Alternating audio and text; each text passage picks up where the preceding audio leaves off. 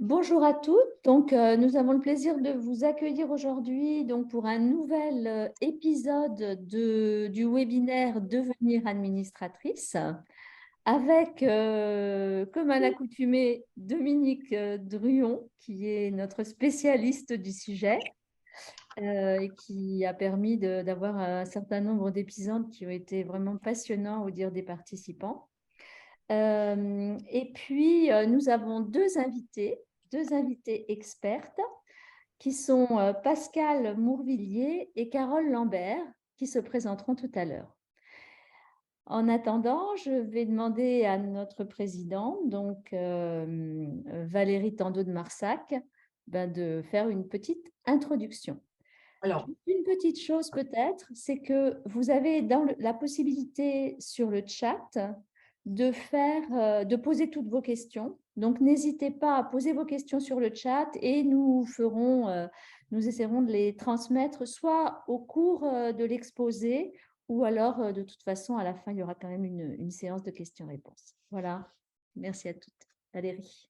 oui, bonjour à tous, je suis ravie de vous accueillir sur ce nouveau webinaire.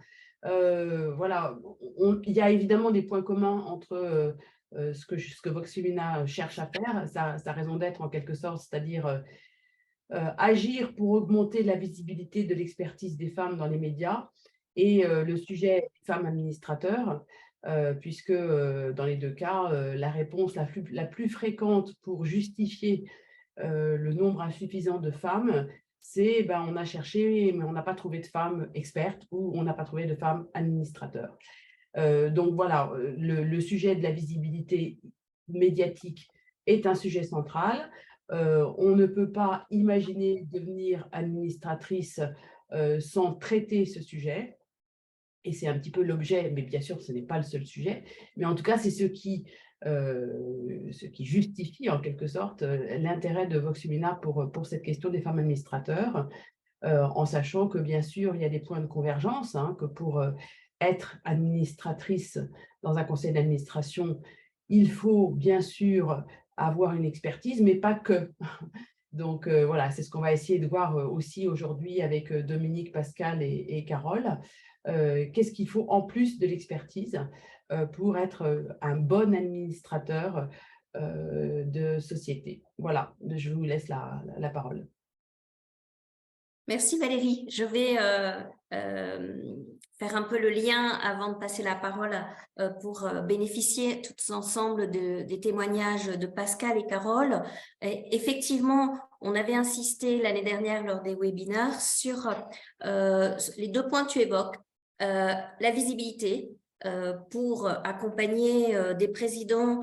Très souvent, j'entends dire « Ah ben, je ne savais pas que telle femme pouvait être intéressée par un conseil. » Donc, si chaque femme ne fait pas savoir, au-delà d'être visible, mais ne fait pas savoir qu'elle est intéressée à rejoindre un conseil d'administration, ce n'est pas parce qu'il y a une loi pour les sociétés anonymes. D'ailleurs, il n'y a pas de loi pour les SAS.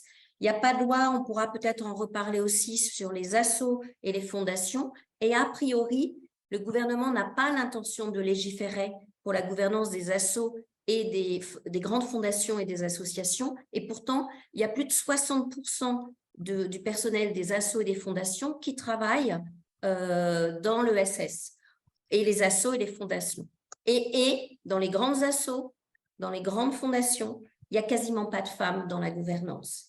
Ça pose d'ailleurs un sujet. Le dossier Orpea a ouvert le sujet de la gouvernance de tout le monde de la santé, avec le contrôle de l'argent des ARS. Un tiers des EHPAD, je le signale pour celles qui s'intéressent à l'univers de la santé, aussi pour leurs parents, un tiers des EHPAD sont sous statut associatif.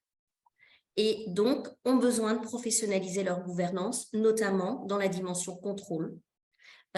Contrôle de l'argent public venant des ARS. Et ça va se renforcer puisque le contrôle, donc c'est un pan énorme qui peut aussi s'ouvrir pour les femmes. J'ouvre la parenthèse. Faire savoir qu'on est intéressé pour un conseil d'administration, c'est un élément pour que ceux qui nomment les actionnaires, les présidents de conseil, de comité, pensent à vous Et l'idée du témoignage de Pascal, c'est peut-être tu peux partager, Pascal, comment tu as fait en sorte ou comment on a pensé à toi pour rejoindre le conseil où tu exerces ton mandat d'indépendante aujourd'hui. Donc, bonjour à toutes. Donc, moi, je suis au conseil de surveillance de Solution 30, qui a défrayé la chronique il y a un peu plus d'un an, puisque les comptes, l'auditeur a refusé de certifier les comptes. Et donc, en fait, moi, je suis rentrée dans ce conseil parce que j'ai fait acte de candidature auprès d'un des administrateurs. Et au fur et à mesure, j'ai eu un certain nombre d'échanges avec eux. J'ai compris un peu les difficultés qu'ils avaient eues, et ils se sont rendus compte qu'effectivement, mon expertise qui n'était pas présente au conseil de surveillance, en tout cas de façon aussi approfondie, pouvait être utile à ce conseil, et c'est comme ça que j'y suis rentrée. Voilà. Donc, je suis rentrée au conseil de surveillance coopté en décembre 2021 et adoubée par l'AG avec un score de République bananière, puisque je pense que j'ai eu 98 ou 99%. Voilà. Bizarrement, l'autre administrateur qui est rentré à ce moment-là avait un peu moins. Bon, voilà, je ne sais pas pourquoi. Et donc, je suis au comité d'audit, et je suis également au comité d'audit, comité des risques, et également au comité stratégie RSE. Voilà. Donc, ce que tu es en train de dire, Pascal, c'est qu'il n'y a pas eu de chasseur de tête. Non. Tu as fait acte d'audace et de courage, et tu as fait savoir que tu te portais volontaire dans une situation compliquée, c'est ça? Voilà. Alors juste pour quand même, je pense que j'avais rencontré un certain nombre de chasseurs de tête, et il y avait un chasseur de tête. Alors, il y en a beaucoup qui ne comprennent pas obligatoirement ce que c'est que la gouvernance. Alors, je vais casser du sucre un peu sur les chasseurs de tête, mais tout le monde, bon, c'est assez classique, mais ils ne comprennent pas obligatoirement un conseil, une gouvernance, et ils ne comprennent pas obligatoirement l'expertise. Et en fait, ce que peut apporter un expert à un conseil de surveillance ou un conseil d'administration. Parce qu'ils mélangent un peu la compta, la conso, l'information financière, la confi, ils mélangent tout ça, donc ils ont du mal à comprendre. Voilà. Parce que moi, j'arrive du monde de l'audit, j'ai travaillé 10 ans à la direction financière d'Engie. Voilà, j'allais dire, voilà, si tu peux quand même… j'ai jamais été directrice financière en tant que telle dans un groupe, mais dans le groupe Engie, j'ai travaillé sur la plupart des très grosses opérations. Je suis même allée plusieurs fois au conseil d'administration, au comité d'audit du groupe, donc j'ai été confrontée. Mais c'est vrai que les chasseurs de tête ont du mal à comprendre, à rentrer dans ce détail-là. Mais il y en avait un quand même qui m'avait dit, mais vu votre expertise, votre valeur ajoutée, c'est dans les cas désespérés, entre guillemets. Donc, Solution 30 était effectivement dans une situation très compliquée. Donc, c'est pour ça que je me suis dit qu'il fallait oser. Et d'ailleurs, les administrateurs m'ont dit, mais pourquoi tu es candidate? Et je leur ai répondu que j'étais maso, et c'est pour ça que je candidatais. Et tu n'as pas postulé à Orpea?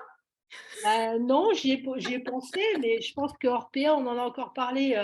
Orpea, on en a encore parlé plus que Solution 30. Voilà. Bon, bah écoute. Et c'est pas fini. Non, c'est pas fini, mais ça, la Caisse des dépôts va. Je sais pas si la Caisse des dépôts va arriver à régler tous les. Bah, si, ils vont régler un problème, mais c'est eux qui vont nommer les administrateurs. Voilà. Non, ce que je veux dire juste, c'est que effectivement, je sais pas si j'ai fait preuve de courage, mais j'ai postulé en pensant que je pouvais aider cette entreprise, et c'est comme ça que je suis entrée dans cette entreprise. Parce que je pense que par rapport à l'expertise ou la visibilité, c'est vrai que c'est un peu souvent compliqué de se distinguer obligatoirement des autres. Et donc, je pense qu'il faut répondre, quand on met, bon, Dominique explique ça très bien, il faut effectivement essayer de faire un peu une analyse marketing des entreprises dans lesquelles on pourrait rentrer pour apporter une compétence au sens large. Une singularité, en fait, et en quoi on peut se différencier sans répondre à une shortlist où on sera forcément en compétition à un moment donné. Alors moi, j'ai eu de la chance parce que Solution 30, il n'y avait pas beaucoup de compétiteurs. Exactement. Alors voilà, alors ils étaient contents. Ils m'ont dit il n'y a pas beaucoup de compétiteurs puisqu'il n'y avait pas beaucoup de volontaires. Et alors en plus, alors c'est une société luxembourgeoise, donc ils n'ont pas Copé Zimmermann, mais ils voulaient effectivement, ils étaient en plus contents que je sois une femme parce que ça a ajouté une femme quand même, parce qu'aujourd'hui on n'est que 2 au conseil de surveillance. Voilà. Donc Ok. c'était aussi un élément important pour eux. Voilà. Merci beaucoup pour ce témoignage d'entrée en matière. Donc, tu as levé la main et tu t'es présenté. On évoquait en préparant cet échange avec Carole, qui a été à l'initiative d'un guide qui était sorti en 2013, Comment devenir administratrice. Qu'est-ce qui avait évolué, Carole, depuis 2013 dans les attentes, dans les contributions, dans les profils des administratrices? Et peut-être peux-tu aussi, avant de répondre à cette question, te présenter, parce que tu as aussi, tu exerces toi aussi un mandat dans un contexte un peu plus, j'allais dire, spécifique. Oui, bien sûr. Donc, moi, je suis Carole Lambert, je suis associée chez Deloitte et le mandat d'administrateur que j'ai est en fait au conseil d'administration de Deloitte. Alors, moi, j'ai pas… le fait, le mode de nomination est un peu particulier chez Deloitte puisque, en fait, on est élu par les associés. Là où moi, j'ai fait un tout petit peu preuve de courage, en fait, par rapport à mes associés, c'est que j'ai un profil qui est très différent des autres associés de Deloitte, puisque moi, je suis un profil, en fait, de la direction technique. Et d'ailleurs, j'étais en compétition avec mes pairs, profil beaucoup plus classique. Et c'était intéressant de voir qu'en fait, moi, je m'occupe de différentes choses, mais dont le programme éthique de Deloitte. Et puis des choses internes, enfin bon, etc., qui sont quand même un peu dans la qualité de nos procédures internes. Et donc, c'était intéressant de voir que le choix qui a été fait par les associés a été le choix sur me concernant, en fait, versus des profils beaucoup plus classiques. Ce qui a été aussi une jolie reconnaissance du travail que je mène depuis 15 ans. Voilà. Et un souhait de la différence. Parce que beaucoup m'ont expliqué qu'ils trouvaient intéressant le fait que je représente une différence, en fait. Donc voilà. Alors, depuis 2013, il y a beaucoup de choses qui ont changé. Le guide, en fait, je l'avais initié avec différentes, comment dirais-je, différentes complices. En fait, notamment Viviane de Beaufort et puis l'équipe de le PWN. Et ça avait été l'expression d'un, comment dirais-je, d'un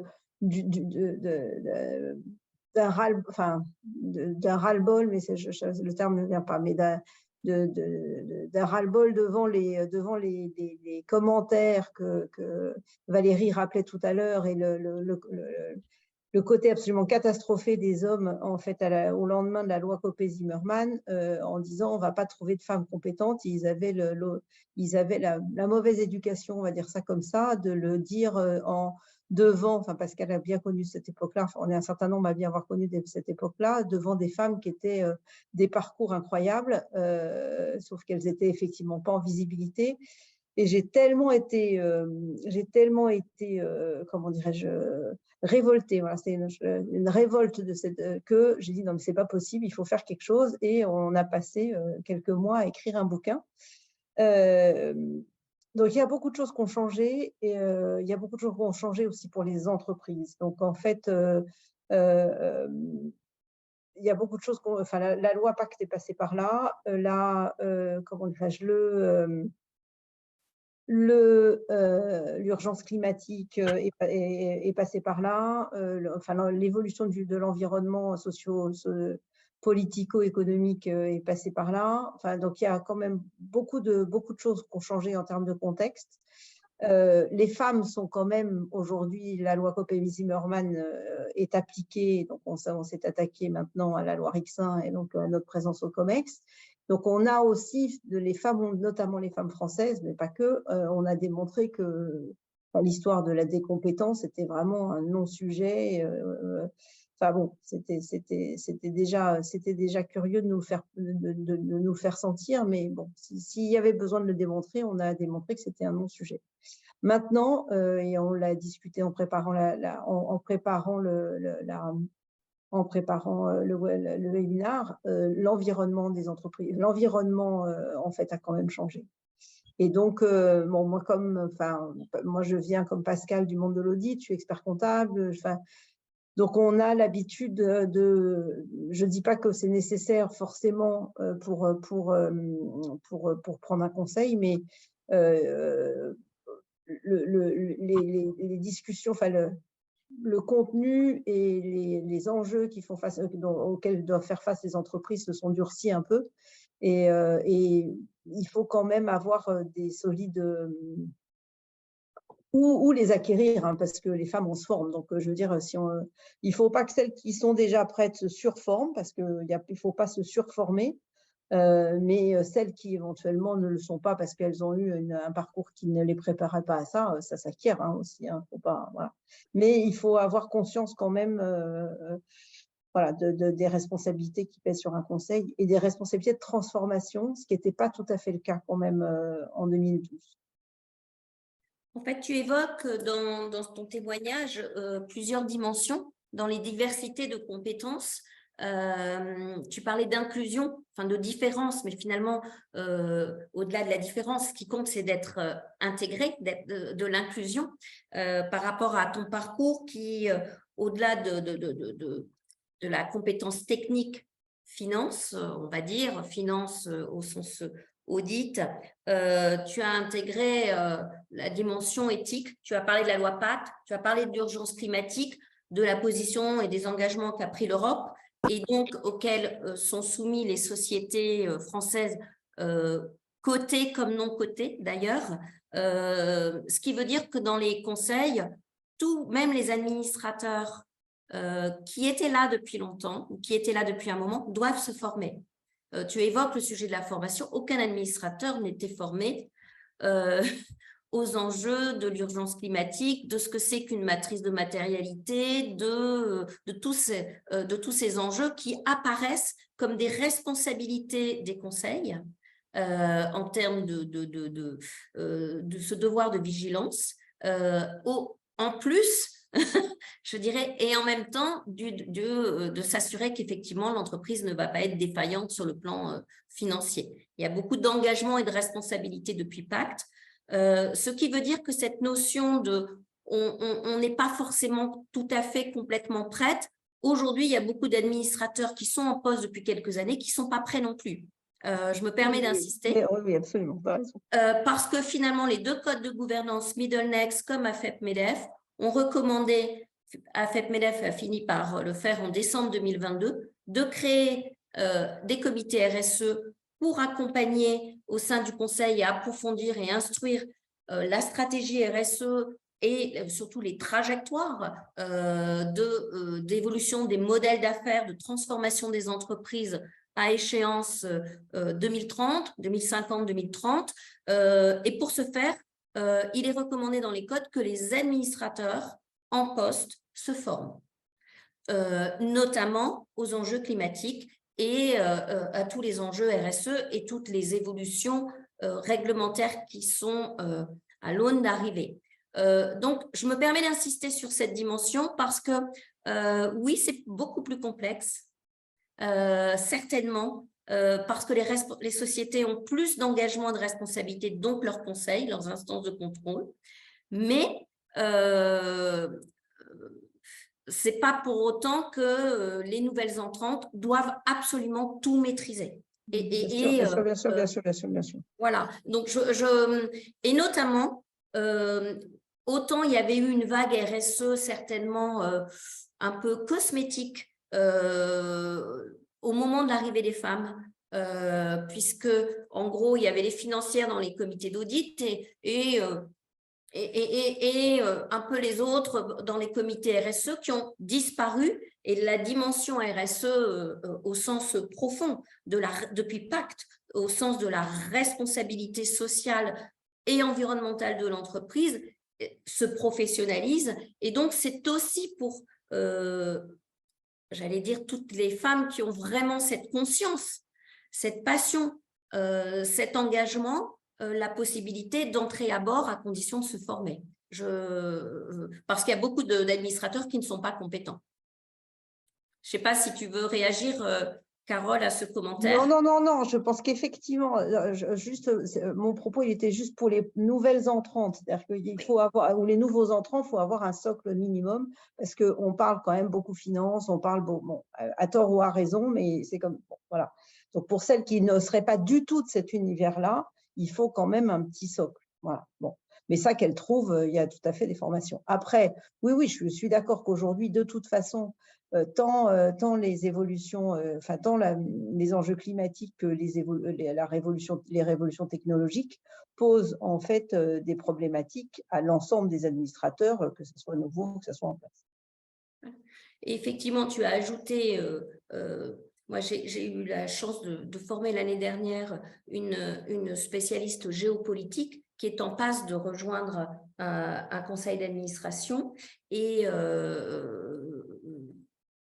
d'une grande boîte cotée, d'une grande société cotée. Ce sont aussi des nouveaux profils. Parce qu'effectivement, la géopolitique s'invite de façon prégnante, non pas seulement dans l'ombre, mais dans la réflexion stratégique avec tous les impacts en termes des business qu'il faut quitter, des pays qu'il faut quitter, en amont et de ces impacts dans la durée par rapport aux investissements et cette feuille de route stratégique. Et donc, il y a cette dimension que tu évoques finalement, le choix des associés de Deloitte, leur choix ou leur audace aussi d'intégrer un profil pas complètement cloné, mais qui a un socle commun, mais qui amène qui élargit et l'éthique, comme tu dis, c'est quand même au cœur aussi des enjeux de développement durable et de RSE.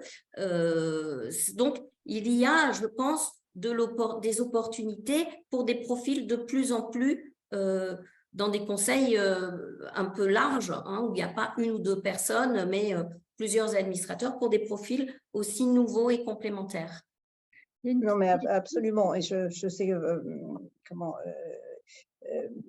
Pascal a levé la main, juste un point complémentaire, et ce d'autant qu'en fait, au sein d'un conseil, et Pascal va sûrement donner son avis là-dessus, le sujet, il n'est pas, bon, elle y est dans un cas particulier ou une entreprise qui avait une problématique particulière. D'autres peuvent avoir d'autres problématiques. Mais de façon générale, de toute façon, la posture d'un administrateur, c'est d'abord de faire partie d'un collectif. Et donc, en fait, la posture d'un administrateur, c'est d'abord presque du soft skills avant d'être en fait du hard skills. Et c'est effectivement d'apporter sa singularité dans un collectif qui doit, sous le pilotage du président, arriver à remplir les tâches le rôle qu'on lui a, le rôle qui est le sien. Et donc il y a toute une alchimie en fait à faire à partir, bon, on est là parce qu'on a des hard skills ou voire des soft skills d'ailleurs, parce que peut-être que dans mon élection, ce qui a aussi compté, c'est peut-être les soft skills que j'ai développés à travers les matières que je traite, j'en sais rien, voilà. C'est forcément, effectivement, dans la posture du questionnement de l'administrateur et de l'ouverture. Je vais passer la parole à Pascal, mais dans le lien, dans le fil, Carole, il est demandé, est-ce qu'il peut y avoir un lien sur l'ouvrage Oui, d'autant qu'il est en libre de droit maintenant. Mais par comment contre, devenir administratrice. On renverra les liens. En fait, par contre, il y a eu une actualisation, mais il n'y a pas eu une actualisation sur le rôle du conseil. Et donc, le rôle du conseil, le chapitre de 2012 sur le rôle du conseil, il ne faut pas le prendre en tel que, parce que ça a beaucoup évolué, quoi. Oui, même juridiquement, c'est plus… depuis Pacte, vraiment depuis Pacte, parce que le Code civil a évolué, et absolument. Pascal. Oui, oui, non, moi je suis d'accord avec Carole, mais je voulais réagir au fait que, pour caricaturer un peu, moi quand j'ai commencé à chercher, on m'opposait souvent la non-connaissance du secteur d'activité. Et souvent, je pense qu'on était, alors ça permettait peut-être aux messieurs de mieux se vendre, j'en sais rien, mais c'était un point. Mais à contrario, il faut pas opposer l'expertise. Je pense que Carole a rappelé un point qui est très important, c'est le collectif et c'est le bon équilibre, ce qui est compliqué, je pense, dans un conseil. Alors là, je vais parler d'un groupe coté, groupe non coté, c'est peut-être un peu différent, mais il fait un bon équilibre entre des personnes qui connaissent bien le business, des experts parce que moi, je vois aujourd'hui, je le vois dans le groupe que j'ai rejoint, au-delà de la question de la certification, c'est pas ça uniquement, mais la qualité des comptes, la qualité de la confi, la qualité de l'information financière et non financière d'ailleurs, où j'ai un certain nombre de clients aujourd'hui. Je me dis, mais le comité d'audit, là, ils dorment, ils n'ont même pas lu les comptes, le conseil d'administration n'a pas lu les comptes non plus, c'est juste pas possible. Donc, je pense qu'il ne faut pas opposer, l'expertise aux soft skills ou à la connaissance business. Et la grosse, peut-être, le challenge pour intégrer un conseil, c'est d'arriver à avoir une vue. Alors, je vais reprendre un mot qui est devenu très à la mode, mais je travaillais avec un Canadien à la fin des années 90. La première fois qu'il a dit, tout le monde l'a regardé, une approche holistique, on va dire. Et en fait, c'est quand même le challenge, je pense. C'est pour ça que la formation… C'est tout l'enjeu de la RSE. Non, mais pas que de la RSE, c'est tout l'enjeu de tous les sujets. Je pense que la difficulté de rejoindre et le collectif, effectivement, et le conseil ne peut pas s'appuyer normalement sur un sous-comité, sur un comité. Le comité est là pour aider, mais la responsabilité est au niveau de tout le conseil. Oui. Et donc, c'est vrai qu'il faut essayer de trouver un équilibre entre comprendre ce qui se passe, être expert, mais pas plus expert que les experts non plus, ne pas se faire balader par les experts, parce que c'est quand même le vrai problème, hein. Moi, j'ai même à un moment travaillé avec un comité d'audit, j'ai dit, mais c'est pas possible, vous êtes en train de vous faire balader. Donc, ils m'ont dit, voilà. Et donc, c'est quand même ça le gros challenge, de rejoindre un conseil. Et encore une fois, là, moi, je parle il faut faire attention entre le côté et le non-côté, c'est peut-être un tout petit peu différent, en tout cas en termes de responsabilité, mais c'est vrai que ça demande un équilibre, une complémentarité, parce que tout le monde n'a pas les mêmes profils, mais quand même, il ne faut pas que chacun se retranche derrière son expertise non plus. Voilà, donc c'est un équilibre assez, je veux dire, c'est pour ça qu'aujourd'hui, on demande effectivement au conseil de présenter une grille un peu pour un peu démontrer et montrer la complémentarité entre l'expertise technique, l'expertise sectorielle et tout ça. Bon, bien évidemment, les soft skills. Ben, les soft skills, c'est aussi pour travailler en collectif dans un environnement qui n'est pas un environnement qu'on a l'habitude de croiser, parce que dans une entreprise, il y a toujours un chef. Je veux dire, alors que dans un conseil d'administration, il y a un président, bien évidemment, mais il n'y a pas des membres qui sont supérieurs à un autre ou ça. Donc, il faut trouver un collectif, un mode de fonctionnement qui soit aussi différent d'un mode de fonctionnement d'une direction ou d'un COMEX. Voilà, c'est pour ça que je pense que les soft skills sont aussi super importants. L'autre difficulté peut-être aussi, je pense, c'est de ne pas faire à la place d'eux, parce que le conseil, il est là pour… alors, Dominique a reparlé de contrôle tout à l'heure. Moi, j'ai tendance à dire que quand tout va bien, on ne s'occupe pas tellement du contrôle, et puis quand ça va mal, donc Solution 30 est un exemple, Orpea est un exemple. Bon, Orpea, on a beaucoup parlé de la RSE, mais moi, j'ai regardé les comptes aussi, il y a quand même des trucs très folklore dans les comptes qu'ils ont fait, donc voilà, donc je pense que personne n'a vraiment regardé exactement ce qui se passe à ce niveau-là. Et c'est vrai que tant que tout va bien, c'est comme un peu le Covid. Le Covid, il y a beaucoup de boîtes qui ne se sont pas posées énormément beaucoup de questions sur la continuité d'exploitation, sur bon, on se parle de la disruption aujourd'hui, on en parle beaucoup, mais moi je pense que toutes les entreprises doivent toujours se poser cette question. Alors en cas de crise, peut-être plus fortement, mais c'est ça, le conseil, il doit être agile à tout ce niveau-là et aussi comprendre les enjeux techniques. Donc c'est sûr que c'est un job qui est quand même assez challengeant. et peut-être plus. Voilà. Et je pense que quand on veut rejoindre un conseil, ça ne veut pas dire que les femmes ne doivent pas le faire. Au contraire, elles sont tout à fait capables de le faire. Mais il faut juste être conscient de ce challenge. Voilà, ça me semble important. Merci de ce conseil. Je voulais juste rebondir et justement peut-être vous demander quelles recommandations, fort de votre retour d'expérience. Je rebondis sur deux points que tu as mis en exergue. Le côté et le non-côté. Le non-côté est évidemment beaucoup moins exposé en termes de réputation, en termes de risque, en termes de pas d'exposition d'activistes, d'ONG, de visibilité. Donc, effectivement, la gouvernance d'une entreprise cotée va exiger et expose davantage les administrateurs. Néanmoins, tu as parfaitement raison, Pascal, mais effectivement, on parle du cas Orpea. Le conseil d'administration globalement a été révoqué. Moi, je suis quand même assez surprise, même si c'est la caisse qui va, en rentrant au capital de façon majoritaire, certainement redesigner le conseil. Dans les entrées, les grandes nominations qui ont fait parler, bon, Guillaume Pépi n'est quand même pas un grand spécialiste de la santé, à ma connaissance. C'est quand même lui qui a été nommé président. Le DG qui a été nommé ne vient pas non plus particulièrement du monde de la santé. Saint-Gobain n'est pas.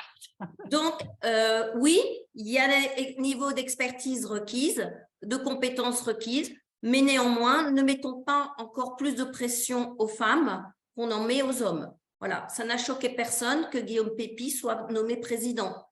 J'ai rien contre Guillaume Pépi, mais il a plutôt une expertise. Alors moi, alors juste, j'ai aussi une expérience assez particulière, c'est que j'ai été confrontée, je me suis fait plus ou moins virer du conseil d'administration de la SFAF, qui est une association, donc, et d'ailleurs, on en avait parlé dans la presse, donc ça, c'est pas du côté, c'est de l'associatif, donc on n'est jamais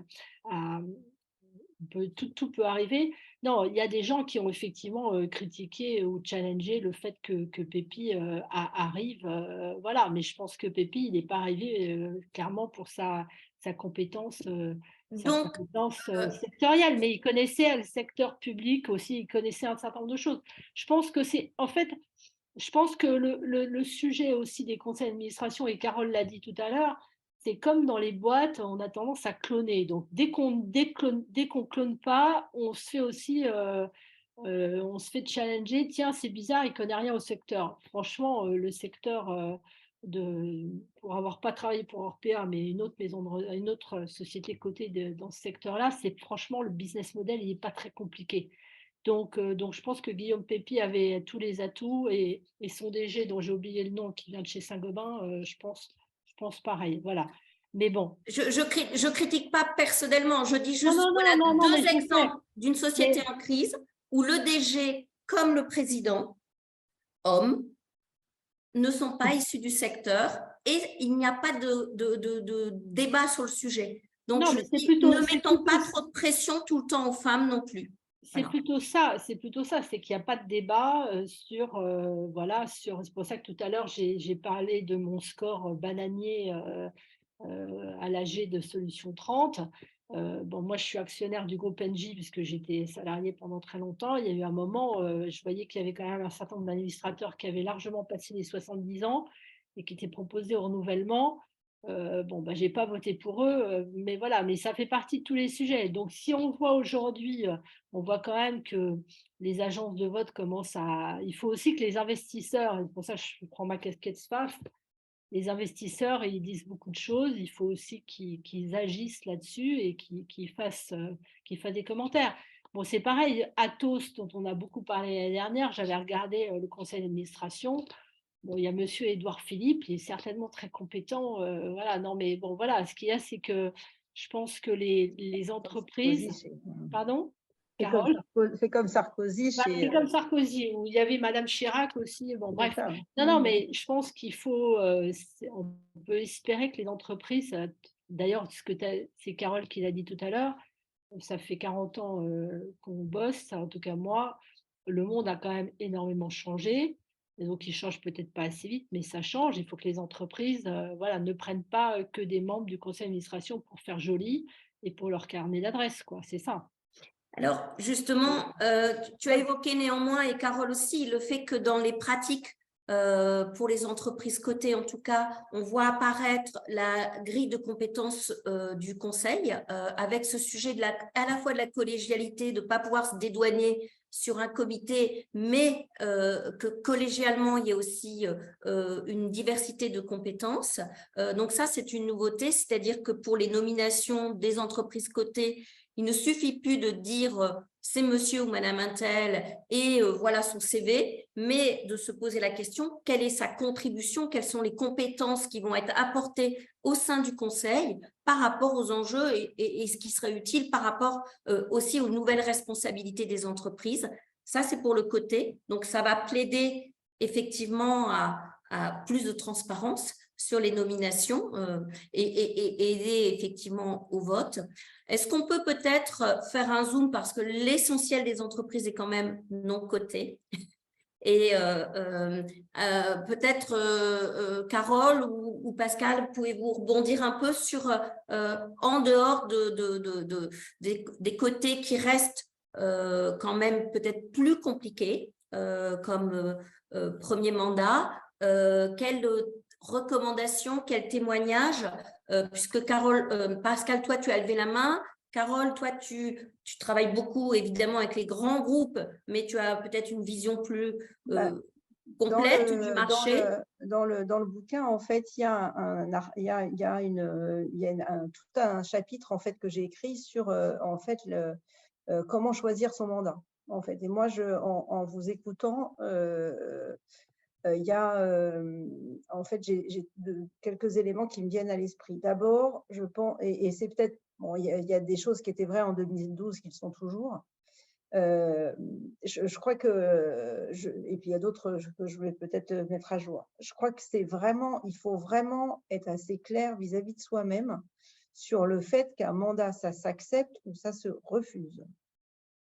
C'est-à-dire qu'une fois qu'on est nommé, il faut assumer les responsabilités qu'on a acceptées, mais il faut vraiment avoir une démarche personnelle pour soit vis-à-vis de soi, pour avoir vraiment son indépendance d'esprit, parce que bon, c'est vraiment de ça dont il s'agit, quoi. Donc il faut être assez bien droite, bien clair vis-à-vis de soi-même, vis-à-vis de ça.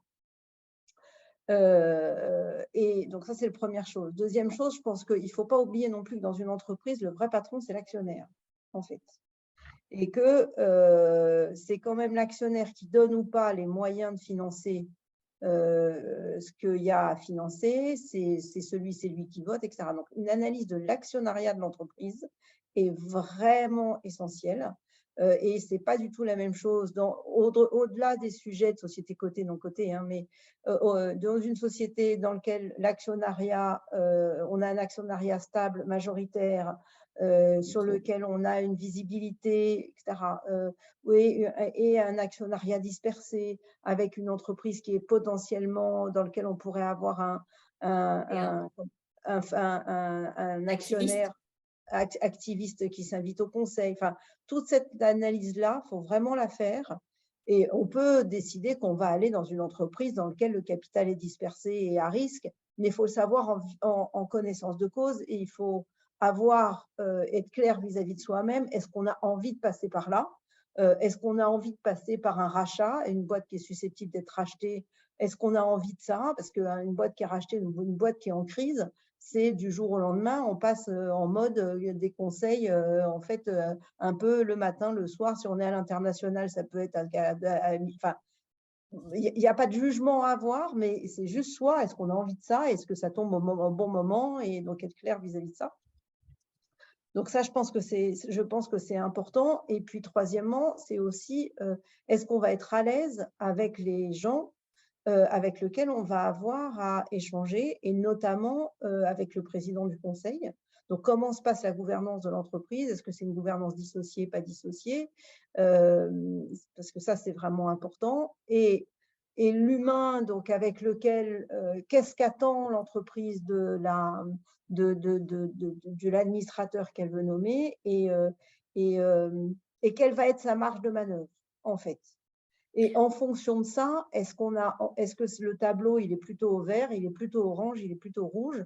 Et si c'est orange, c'est pareil, moi, j'ai pas de jugement non plus, mais est-ce qu'on a envie d'aller dans un environnement où le truc va être orange? Pascal, bon, c'était un peu orange du point de vue des comptes, mais bon, je veux dire, elle a été, voilà, elle avec elle-même, elle s'est dit, banco, j'y vais. Voilà. Mais je pense que c'est vraiment important de faire cette espèce de due diligence, en fait, du mandat, sans complaisance vis-à-vis de l'entreprise, sans complaisance vis-à-vis de soi-même, et de savoir si à la fin, on a envie d'y aller ou pas. En fait. Je pense, je te remercie Carole, que tu as posé, enfin, je suis 100% d'accord avec toi, sur les bonnes questions à se poser, qui sont les sujets sur lesquels un administrateur, une administratrice indépendante ne pourra pas agir. C'est-à-dire, en fait, c'est une analyse du contexte. L'actionnaire, c'est pas l'indépendant qui va changer l'actionnariat, en tout cas, voilà. La gouvernance dissociée, ça va aussi dépendre du président DG. On peut contribuer à influer, mais un administrateur tout seul ne fait pas changer la donne en rentrant, pas facilement, sauf si il y a un collectif qui s'est déjà créé. Et effectivement, ce que tu évoques, moi, je recommande toujours de se poser la question, si demain, la société, il y a une crise et qu'on doit avoir des discussions compliquées, est-ce que je serai à l'aise, est-ce que je sens que je pourrais l'avoir avec le président en tête-à-tête ou en collectif? Et effectivement, ce que tu appelles finalement l'attente, les attentes de l'entreprise, dites ou non dites. Donc, c'est bien de poser la question finalement dans les discussions, dans les échanges. Qu'est-ce que vous attendez de ma part comme contribution en tant qu'administrateur? Et ce que tu appelles la marge de manœuvre. C'est absolument pour moi fondamental pour éviter de se retrouver à un moment de se dire mais qu'est-ce que je fous là quoi. Et je rajouterais peut-être un dernier point sur la base de mon expérience actuelle, parce que en fait mon expérience actuelle elle est très particulière puisque le conseil d'administration de Deloitte c'est un conseil d'administration d'insiders, donc de gens qui connaissent, en tout cas moi c'est mon cas, l'entreprise absolument par cœur, mais même les autres associés, absolument par cœur, et qui et je dirais même c'est presque aussi une remarque sur la base du biais que moi je peux avoir en tant que chargée du programme éthique de Deloitte quand je vais faire mes présentations au conseil ou enfin au COMEX, au conseil, etc. Enfin quand je fais mon. Il vous faut un indépendant, Carole. Ben, écoute, non mais moi j'ai pris conscience, je le savais déjà, mais c'est encore plus vrai, de la très grande difficulté du point de vue de l'administrateur. Enfin, quand je mesure l'écart que je pourrais avoir entre si je n'y faisais pas attention, entre ce que je dis au conseil dans un sujet, donc l'effort qu'il me faut faire, moi, quand je vais présenter le programme éthique de Deloitte au conseil ou au COMEX, pour dire je donne vraiment la situation telle qu'elle est, je ne l'enjolive pas, parce que quand on va présenter un collectif, je veux dire, c'est humain, on a envie de raconter une jolie histoire. Enfin, on a plutôt envie de donner des bonnes nouvelles que des mauvaises. Bon.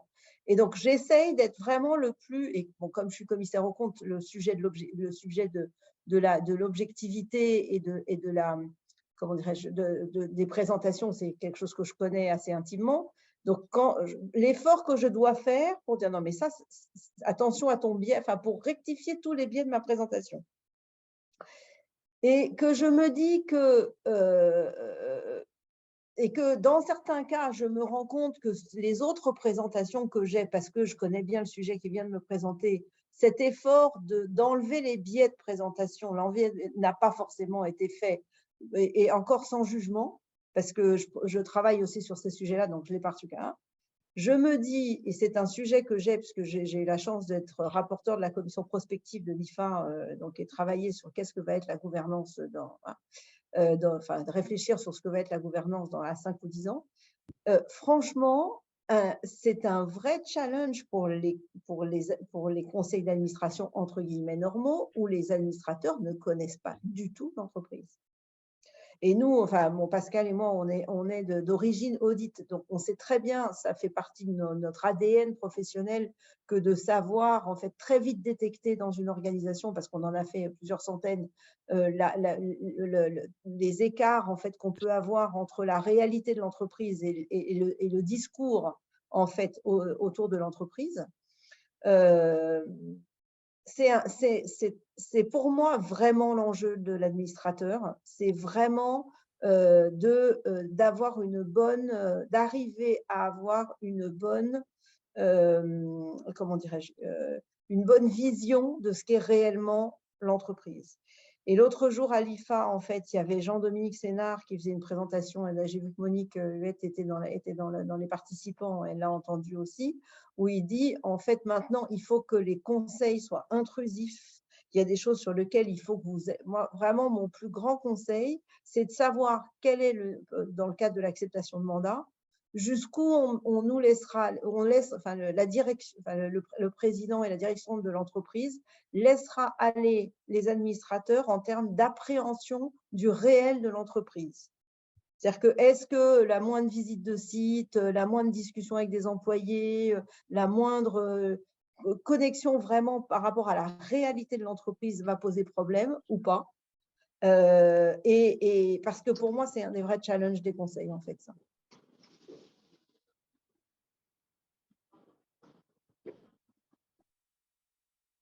Oui, l'AFG propose même que les conseils aient un budget propre et c'est effectivement, c'est ce que je disais tout à l'heure, c'est ne pas se laisser arriver à challenger la direction et à pouvoir faire son propre jugement. C'est pas toujours… et sans les moyens, tu faisais le lien avec l'auditeur, en fait, dans les moyens humains de l'auditeur, c'est-à-dire qu'en fait, et le temps, c'est-à-dire qu'il y a, voilà, c'est-à-dire qu'on est tout seul, on n'a pas toujours le temps et voilà.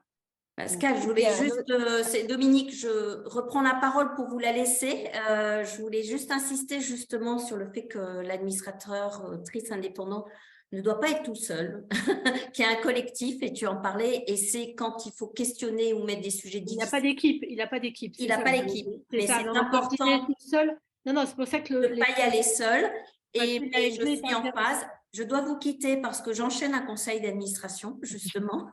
Je repasse la parole peut-être à Valérie pour faire ce lien entre vous. Et je vous remercie de vos témoignages qui ne sont pas complaisants, encourageants, challenging, exigeants. Et je vous reconnais bien là toutes les deux. Valérie, je te repasse la parole et je vous dis à très bientôt. Merci.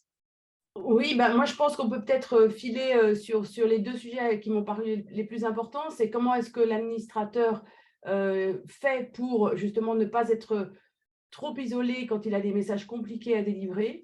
Et est-ce que ça passe aussi par un lien avec l'actionnariat ou une meilleure compréhension des attentes de l'actionnaire? Parce que malgré tout, il me semble que l'administrateur, c'est un peu un mandataire en fait de l'actionnaire. Pour moi, le sens de la mission de l'administrateur, en fait, c'est quand même de veiller. Enfin, moi, je fais souvent le parallèle en disant, il me semble qu'il faut se souvenir que l'actionnaire, c'est d'abord et avant tout un investisseur. Et donc, en fait, il va mettre du capital dans la société personne morale dans laquelle il a investi. Et ce capital, eh bien, il faut se souvenir qu'en sa qualité de, entre guillemets, investisseur, il s'attend à un couple risque-rentabilité et à une stratégie dans laquelle il a choisi d'investir. Et l'administrateur, à mon sens, il est là au sens le plus général du terme pour vérifier qu'il n'y a pas trop de déviation par rapport à cette attente fondamentale de l'actionnaire investisseur. Donc, qu'est-ce que vous pouvez nous livrer de votre expérience en commentaire sur ce que je viens de dire? Moi, je dirais que en fait, effectivement, enfin, moi, j'ai rappelé le rôle essentiel de l'actionnaire. Donc, il y a juste une nouvelle.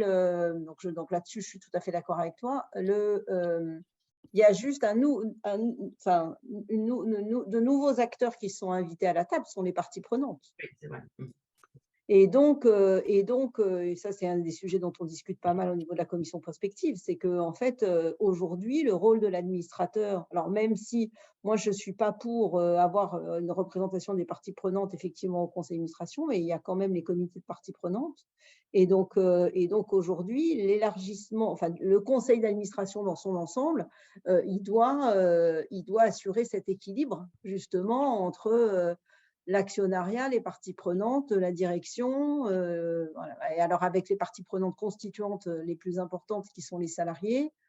Là, on retrouve la notion d'indépendance, tu vois, parce qu'en fait, C'est ça. et d'intérêt social, parce que l'intérêt social ne se C'est résume ça, pas, en fait, à l'intérêt évidemment, bien entendu, à de l'intérêt l'actionnaire. et ce n'est pas non plus la somme des intérêts individuels des parties prenantes, Non. mais quelque chose d'unique qui est propre à chaque société.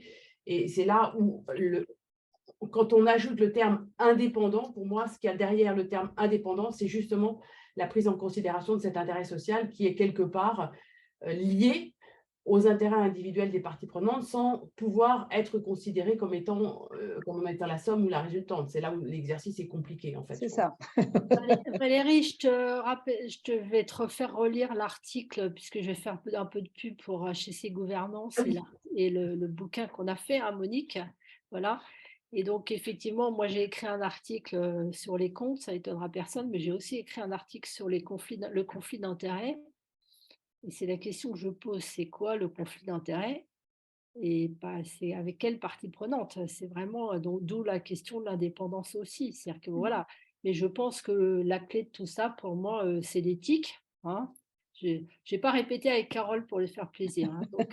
Donc non, mais c'est l'éthique et l'éthique que chacun doit avoir, l'éthique personnelle.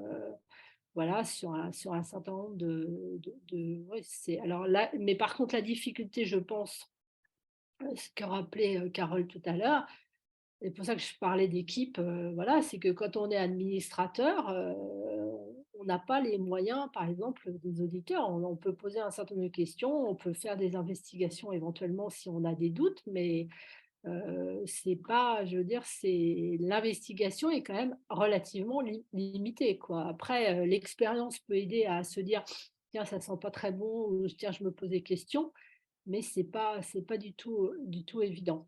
Alors moi, ce que je fais en fait, quand je suis arrivée au conseil, c'est qu'en plus on était en Covid, Luxembourg, Conseil international, donc des Allemands, un Italien, bon bref, donc beaucoup de visio. Donc je fais beaucoup de calls one-to-one, donc j'appelle mes petits camarades, entre autres du comité d'audit, un Allemand et un Français. On se parle, pour voilà.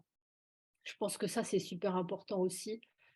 De se parler, d'avoir un peu pas pouvoir échanger ses impressions avec les autres membres avec les autres membres Oui. du conseil de surveillance ou du conseil d'administration. Voilà. Alors, peut-être un point, moi je trouve que je vais continuer à faire de la pub. Il y a des articles dans les Échos et puis l'APIA, il y a pas mal contribué parce que les entreprises familiales, je pense que c'est très, très intéressant, effectivement. Je pense même que ça peut, à titre intellectuel, ça peut être encore plus intéressant qu'une société cotée. Moi qui vais dire le contraire. Pardon? C'est pas moi qui vais dire le contraire. Non, mais non, par contre, je pense que c'est ce que tu as dit, c'est tout dépend du dirigeant. Est-ce qu'il a envie de se faire challenger ou pas? Est-ce qu'il a envie, quel type de management il a, là, comment fonctionne la famille, comme ça, comment Alors, ça fonctionne. Donc, c'est encore des dimensions je encore vais rebondir là-dessus, Pascal, pour terminer, parce que là, voilà. il est Vas-y. 13h57. Donc, je vais Et pour rebondir le prochain webinaire, Valérie. en encourageant Voilà. tout le monde à lire l'article que j'ai publié sur l'Affectio Familiae dans le fameux guide de la Hein? gouvernance, puisque j'ai fait un article sur le capital social et un autre sur l'Affectio Familiae, qui est ce qui, à mon sens, caractérise les entreprises familiales. Donc voilà, c'est une forme de pirouette pour terminer le webinaire. Et peut-être en guise de conclusion, une idée pratico-pratique là qu'on a eue en ouvrant cette conférence tout à l'heure avec Clotilde, c'est qu'on se rend compte que dans notre écosystème Vox Humana, il y a beaucoup de femmes qui ont soit fait la formation pour être administratrice, enfin administrateur, administratrice, soit qui sont déjà administrateurs dans des conseils d'administration, soit qui veulent rechercher des mandats d'administrateurs. Et on s'est dit qu'on allait faire circuler un petit sondage pour tester votre appétit pour ce sujet et pour des mandats d'administrateurs, de manière à ensuite, dans nos communications sur Internet, pouvoir taguer les profils avec le mot-clé administrateur. Donc, vous allez probablement recevoir un petit sondage de notre part pour tester un petit peu votre appétit sur le sujet, les compétences que vous avez mis en œuvre ou les formations que vous avez suivies ou l'expérience dont vous disposez et que vous pensez pouvoir mettre à disposition des conseils, de façon à ce qu'ensuite, dans nos actions de visibilité sur Internet, on parle bien sûr aux médias, puisque c'est la vocation première de Vox Femina, mais que peut-être aussi, secondairement, on puisse parler à ceux qui cherchent des profils de femmes administrateurs. Voilà, en guise de conclusion pour ce petit webinaire. Juste pour les articles, on en a parlé dans une newsletter Vox Femina, les articles du livre HEC Gouvernance. Donc, je ne sais pas s'il y avait les liens. Je ne sais pas si Caroline est là. Tu pourrais peut-être nous mettre le lien, Clotilde, aussi là. Si Voilà, tu... on en a parlé. On va mettre tous ces liens dans le prochain numéro, enfin dans la prochaine newsletter de Vox Femina, avec toutes les choses dont on a parlé, enfin tous les liens dont on a parlé aujourd'hui, de façon à ce que vous les ayez. Parfait. Super. Il est pile poil 14 heures. Je pense que une des qualités requises pour être administrateur, c'est aussi d'être à l'heure. Donc, Si. merci Merci à à tous, toutes. ravi d'avoir passé ce moment-là avec vous et ravi que cette revoir. idée se stime. Merci Au beaucoup. revoir. Bonne journée. Au revoir. Au revoir.